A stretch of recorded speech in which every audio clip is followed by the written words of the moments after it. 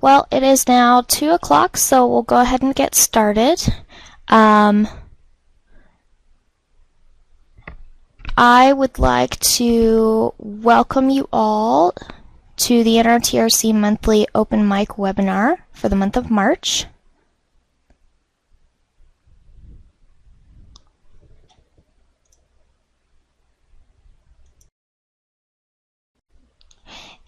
I would like to say, if you are new to our webinars, please take note of the various pods available in this webinar.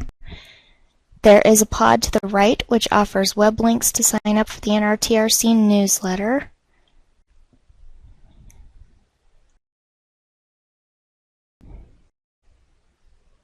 Let's see.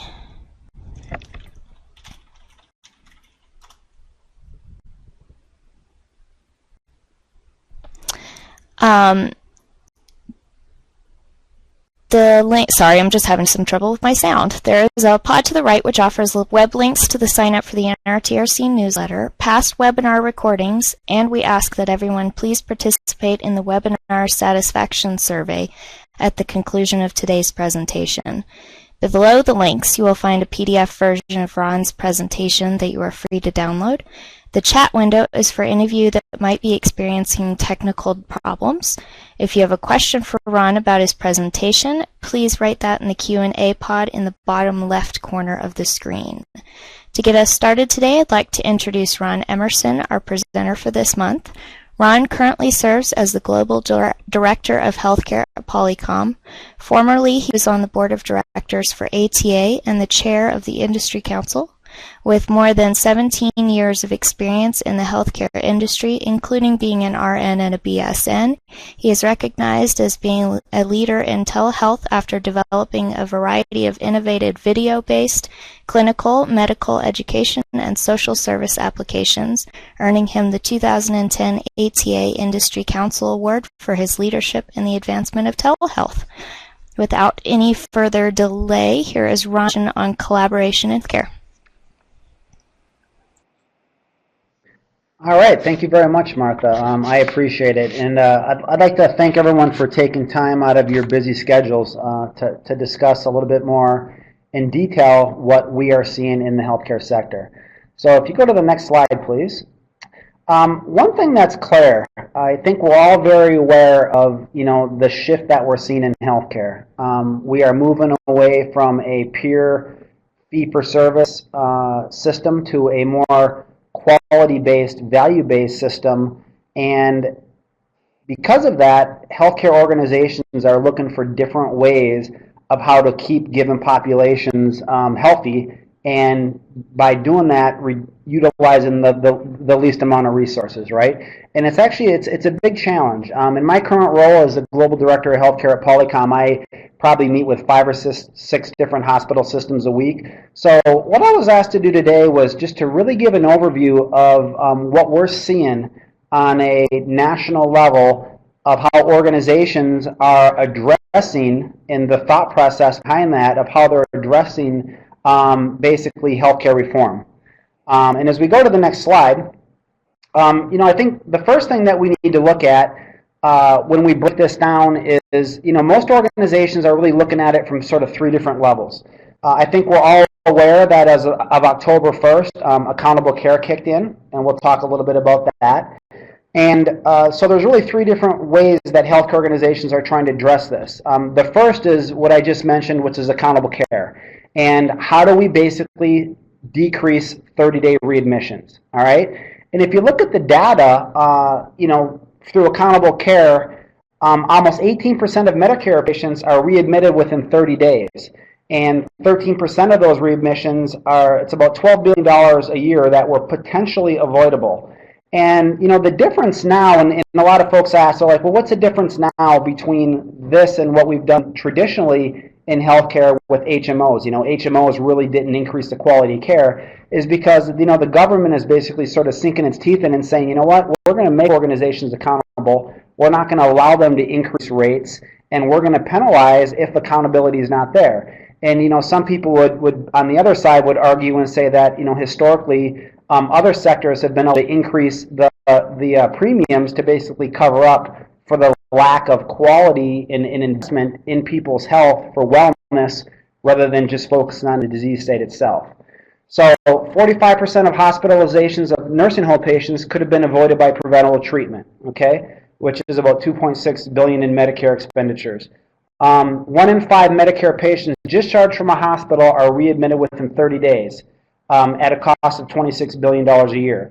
So as you go to the next slide, what's important about this, and as we meet with a lot of organizations, they're looking at how they can basically reduce 30-day readmissions. Now, I think everyone is familiar that as of October 1st, and it's not in the slides, but there are basically 3 conditions for accountable care. It's congestive heart failure, pneumonia, and MIs, myocardial infarctions, otherwise known as heart attacks. And basically, if those patients are readmitted unnecessarily within 30 days for one of those conditions, then there is a fine. And the first year, it's only about 1% of the total Medicare billings. But based on that, Medicare predicts that about 2/3 of the hospitals serving Medicare patients, or about 2,200 facilities in the U.S., will have penalties averaging about $125,000 per year the first year as of October 1st. And they see that growing exponentially, of course, as next year they move that up to 3% of the total Medicare billings, and then they also increase more specific diagnosis, right? So like readmissions for certain procedures and hips and different things like that. So, one of the reasons what they quote is the unnecessary hospital readmissions. It's because of, just poor discharge planning, poor coordination, and support in patient compliance once they actually get out of the hospital. Next slide, please. So what's one of the solutions? As I said, we're going to talk kind of 3 different levels of how we see organizations addressing this. One area that's becoming very, very big is, and before, we've had studies for years. I've been in telehealth for about 12 years, and I actually see some names of folks on the meeting here that have been involved in telehealth for quite a years too. And one of the issues we've always faced in telehealth is basically sort of the lack of incentives, or the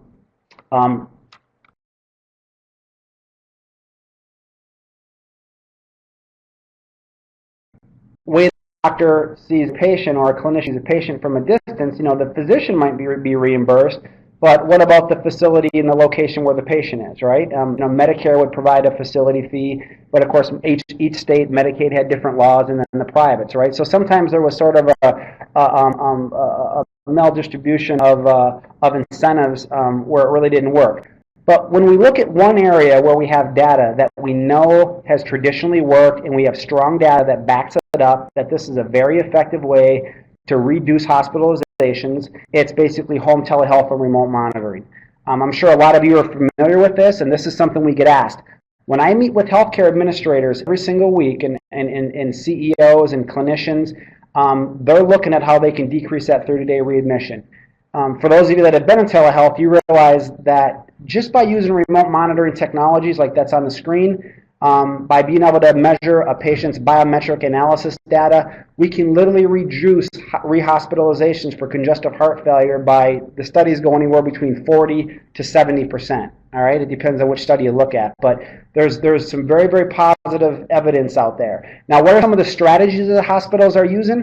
A lot of them, now that we have data, and now that we have the ability to be able to monitor data through analytics, is some of them are basically focusing on the 20%.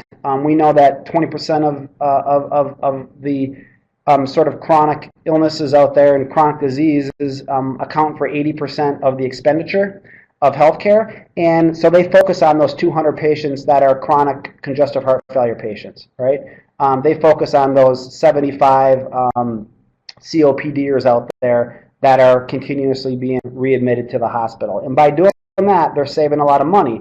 Now, historically, before accountable care, you could get home telehealth remote monitoring, you could utilize it, but what you had to do was write it into the plan of care.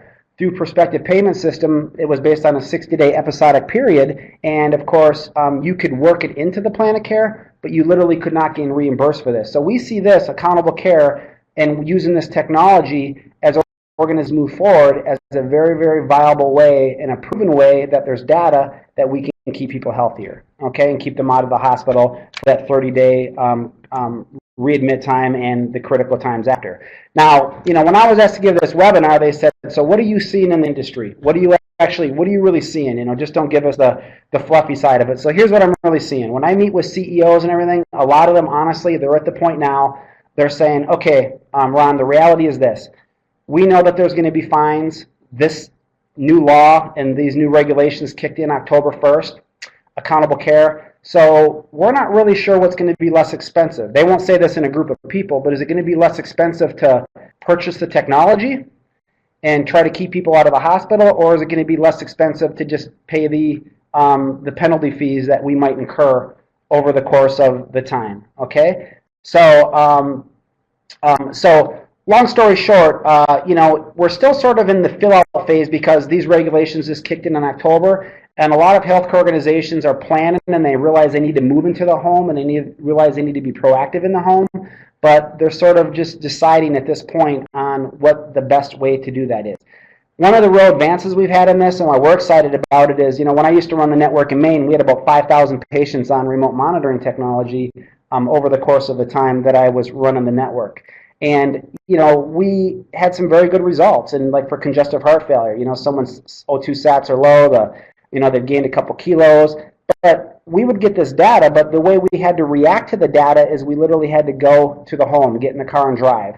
Or we had to have them go to the emergency room, right? So, what we've done and why we're excited about this is the integration of video into these solutions allows us to react very quickly to the patient, to be able to see the patient. Of course, there's variables depending on internet capabilities, and we realize that, but when the appropriate, there's inclusion and exclusion criteria, but it allows basically the nurse to react quickly to the patient, so we don't have an exasperation. And then if a nurse does have to go on site, then we can actually have a clinician come in over video to see the patient and try to treat the patient in their home to divert rehospitalizations. So one key area, so that's one of the three we're going to cover. Next slide, please. So care coordination, case management. Now, this is really interesting when we talk about the patient-centered medical home. Basically, there was a study done, it was a model designed by Dr. Eric Coleman, and really what it was is about a nurse coach, okay? And the coach would basically provide 5 contacts. They would go to the hospital once and see the patient, they would go to the home once, and they would 3 phone calls, okay? And during that, they would basically do medication review. They would look at the healthcare record and have a patient-centered record. So it was basically at the core, of course, as we talk about patient-centered care. They would ensure that there was a follow-up with primary and the specialty care, so we had compliance built into it, and knowledge of red flags, and basically telling the patient these are the things you need to look out for. And as we go to the next, actually I can go to the next slide myself. As we look at the next slide, just from coaching, just from having that very low-level coaching of someone going in and talking to them, 14 days after discharge, there was an 8% of the coach's patients were readmitted compared with 17% of the uncoached patients. So just that model. 30 days after, 13% compared to 20%. 60 days after discharge, 15% to 29%. Everyone has seen this data. There's a lot of data out there that shows that care coordination and collaboration makes a difference. But the challenge is how do we actually make it happen? How do we coordinate care appropriately when a patient is discharged from a hospital, the skilled nursing organization, the home health nursing organization is located an hour away. The patient's son, who's the medical power of attorney, is located in a different state. The specialist is in one location, and the primary care physician is another. How do we bring all of those people together in a seamless fashion to provide basically care coordination and coaching in a more efficient manner than basically having people drive out? And as we look at this, what we're really excited about is, collaboration. So when we talk to organizations, it was always before about just telemedicine, right? Now, with accountable care, and as we move away from a fee-for-service to keeping populations healthy, about how can we reach out into people's homes and provide a higher level of interaction and communication to basically provide them healthier in 2 different areas. So the first is we have the 30-day readmit, and we showed you the way that organizations are addressing or interested in addressing that as this sort of ramps up. The second thing is basically even after that 30 days and during that 30 days is basically collaboration and coordination. So the ability to be able to use technology and be able to connect one-to-one, to connect one-to-many, many-to-many, or ad hoc becomes very, very powerful tool. And what we're finding is that when we look at care coordination and collaboration, and we also look at wellness and prevention, that a lot of organizations and healthcare professionals feel like it's just not good enough what we saw in the old days under the capitated rates of HMOs. It's not good enough to get an email. It's not good enough to get a brochure in the mail about your health and about how bad smoking it is. There are some organizations and a lot of the payers are taking some very proactive approach to this. We see a very exciting area ahead as we move and make the shift that I've talked about to basically health instead of basically when something's broke, in coordination with analytics. Wellness and prevention. So, of course, companies like Oracle, IBM, Microsoft, there's quite a few out there that are really providing some just amazing tools out there for analytics. Electronic health records develop more and more. They can do population analytics and predictive analytics. So I can't mention names, but they're some of the biggest healthcare insurance companies in the country, and we're working with some of them now, are actually utilizing our technologies as a way to reach out and provide that higher level of communication. So, I'm 44 years old, I'm Ron Emerson. They compare me to my cohorts that are 44 years old, and they say, you know what, based on Ron's history, his family history, based on other people like him, I'm just making this part up, but Ron drinks a 12-pack every night, he smokes 2 packs of cigarettes every day, this is not good. And they can predict that if he keeps this up based on similarity and predictive analytics of other people, that Ron's very high at risk for having a heart attack within the next 4 years. So now it's time to react to that data, right? So we have all this data, but how do we react to that data? That's where we're excited, where we look at this technology. We can use it for care coordination, but we can also use it for wellness and prevention. These big organizations actually have case managers that are using predictive analytics, and they basically receive information on high-risk,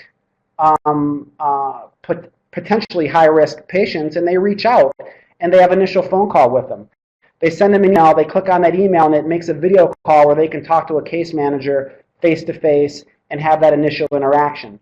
After that, based on the actual patient's needs and what their condition is, they can actually educate the patient. It could be one-on-one, it could be multiple, you can educate out to them, and it could also be where you're doing streaming and archiving and streaming video with modules that are designed specifically for specific conditions. Because what we were doing before was looking at populations in general and saying someone with congestive heart failure is someone with congestive heart failure. But there's so many complex things that, of course, we know at an individual level, from socioeconomic status to comorbidity to all of the other things that affect a certain individual's health. You match that with analytics and to be able to respond to that data through these types of technologies, we really think we can make a big impact in the future on basically making health or organizations healthier. Being able to bring multi-point in, the whole social thing, and the way to provide care coordination. Everyone has seen the studies of the patient-centered medical home and how care coordination actually makes people healthier. I actually, in another example that is like multidisciplinary team meetings. I had a personal example where I had a loved one in my family, and they've given me permission to use the story. And basically, we found out in the 40s that they actually had an arterial venous malformation in their brain, which is basically arteries and vessels that are sort of in a bundle.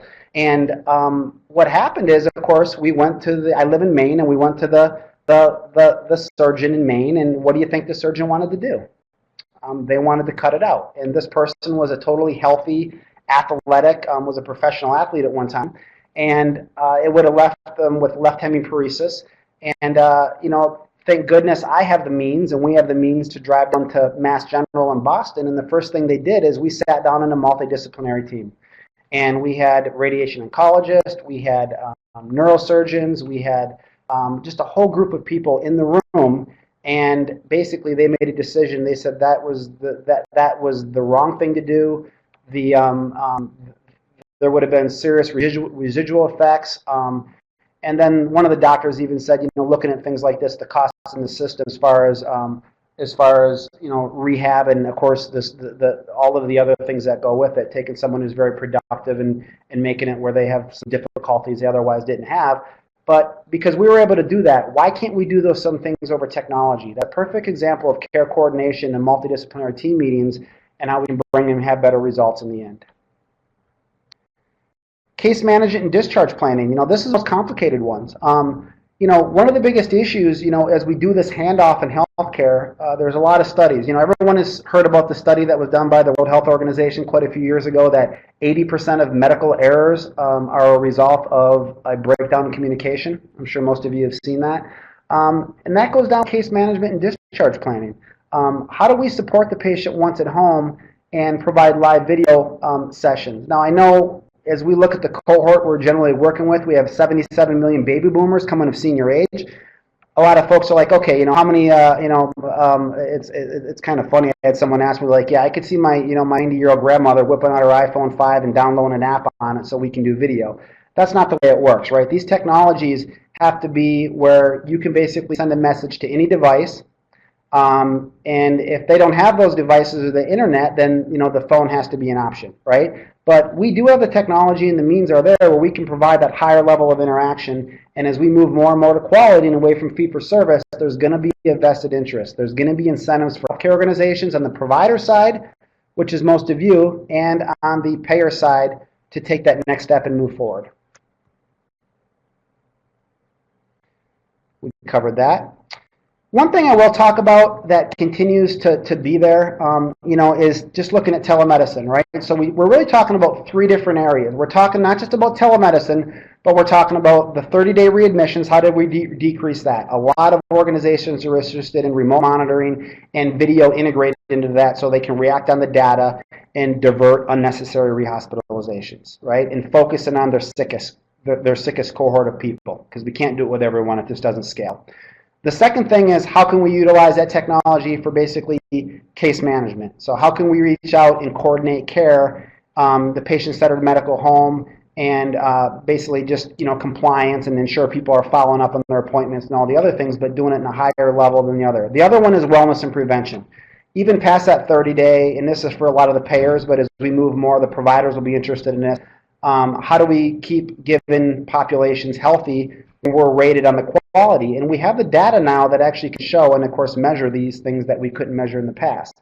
Telemedicine still continues to be an area of growth. There was a report out recently by Frost and Sullivan that still expects telemedicine to grow about an 18.6% year-over-year rate through 2016. Okay, so why and how does it work with accountable care? Historically, I'll be quite honest, as I said I would in this, when I meet with a lot of organizations, they're very interested in how they can decrease costs or how they can use it to reach out against their competitors and basically capture patients and increase revenue, right? Of course, there are other reasons that we want to do good things, but those are, of course, always things. When I think of telemedicine, I think of three things I have to prove. One is patient satisfaction. We have so much data that shows that utilizing the technology I'm showing you on the screen right now, that the satisfaction rates are above 90 percentile, right? Patients like telemedicine. That's not an issue. We've had this data for years. The second thing we have to prove is clinical efficacy, and that is, my definition of telemedicine, interactive telemedicine in institutions, is providing the same care from a distance that we traditionally would have done in person and attempting to meet that same standard of care, right? So attempting to provide the same level of care from a distance as we did in person. The third thing we have, and we have quite a bit of data in certain areas, right? Certain areas, I think, as an industry, we have to be very honest. We're lacking. We have some comparison data, some comparison studies, mental health, and some of the other ones. But if you really look at sort of long-term clinical outcome data, we have some in some areas, but of course we're still working hard to get that in others. But then the reality is, even in everyday traditional medicine, we don't have a lot of long-term outcome data. The third thing we have to prove is, of course, what does it all come down to? We don't do things just because we want to. We have to look at the financial benefit of it. I said before accountable care, it was about decreasing cost. You have a provider that's traveling 2 hours, and let's say they're employed by the hospital and they're getting paid a salary. If they were seeing patients during that time, they could be driving revenue. The other one is basically increasing market share by developing relationships with organizations and developing referral patterns where those patients come to them instead of their competitor. and about 65% of revenue to 70% of revenue from an average hospital is basically generated by inpatient and ancillary services, x-rays, CAT scans, inpatient hospital stays. But now with accountable care, that's shifting, right? It's not just about getting those people there, it's about access points. And now we see telemedicine and interest is how can we utilize this technology so that when Mrs. Jones is discharged and she's 2 hours away from the hospital, and that's where she lives, and she does have an exasperation of congestive heart failure, and we can't manage her in her home, how do we have her go to the local clinic that we have an affiliation with or a partnership with so she can see that cardiologist and basically not end up back in the hospital again, where we can provide treatment from a distance. Okay? So when you look at it, how does it really work? We see collaborative healthcare and video in most organizations it's a patient-centric model, of course, which is all about where everything is moving in healthcare when we look at the patient-centered medical home and all of the other forms of healthcare. It's being able to bring various members into a meeting or a planning session. It's being able to do one-to-one video with a practitioner, which could be a nurse or a clinician for compliance and basically case management. It's the coordination of care and to be able to use technologies to do that. Family video support, how do we bring in family members who are providing the support and make them part of the care plan. We know folks are working. As a nurse, I did home health nursing for a while, and it was always interesting, that you have some children that really want to support their parents, but they're working during the day, and they're sort of left out of the loop of what we're doing in the home with their own parents, right? And there's very poor coordination. Health coaching, and we gave an example of just traditional in-person with the nurse, but how do we do that more efficiently and effectively? And then basically wellness and prevention through recorded video education becomes very important. This is just a picture as you look at this. When you look at this technology, and for those of you that are already using different types of technology, the reality is if you can use this technology in a multi-purpose fashion across your healthcare system, you're going to get the most return on investment. So, look at just using this technology for administrative meetings.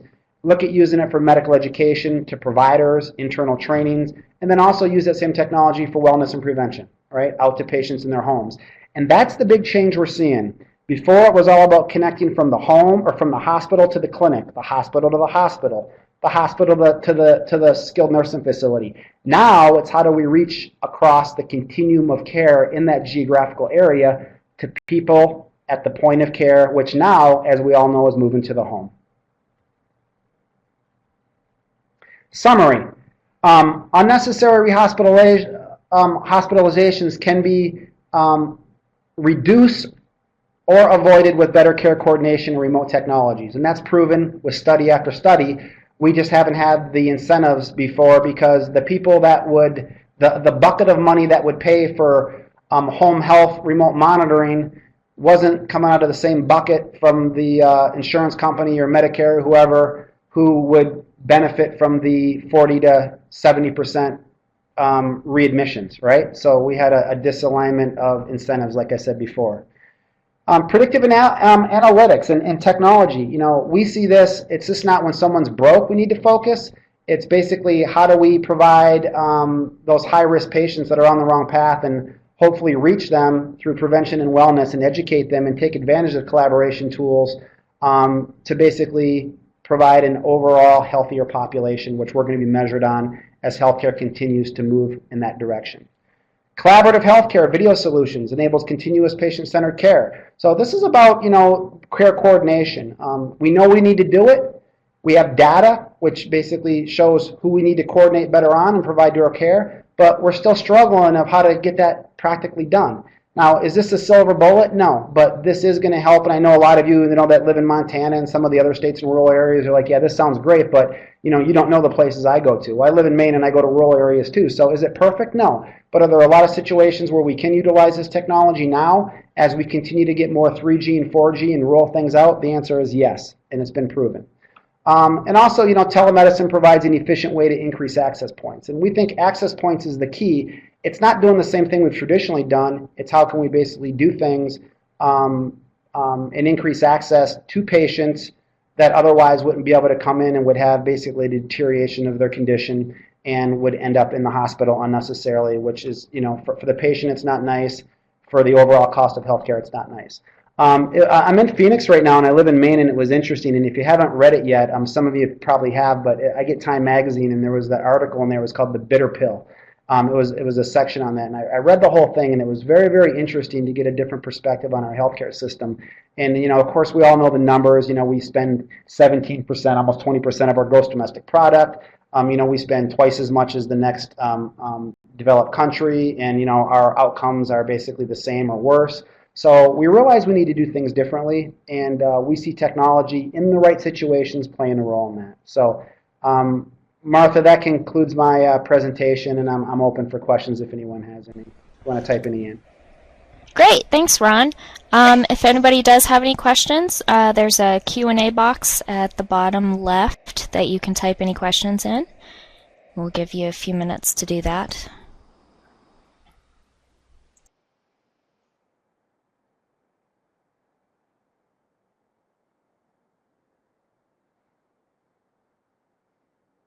Well, Ron, it looks like you answered everybody's questions. Must be good, huh? Wow. Good. Yeah, really good. And then just to remind everybody, we do have a webinar satisfaction survey in the web links box. If you could please take that and let us know how you like our monthly open mics. Otherwise, thank you very much, Ron. And let me go ahead and bring up, we do have the topic for next month's. Let's see. Our topic for next month is working with payers, which will have Dr. Humphrey and Kathy Britton presenting that. That'll be April 25th. I appreciate it. Thank you very much, and thank you for attending. So Have a good day. otherwise, thank you everybody who came, Thank you. Bye-bye. and we'll see you next month. I appreciate it. Thank you very much. Thank you for attending. Have a good day. Thanks, Ron.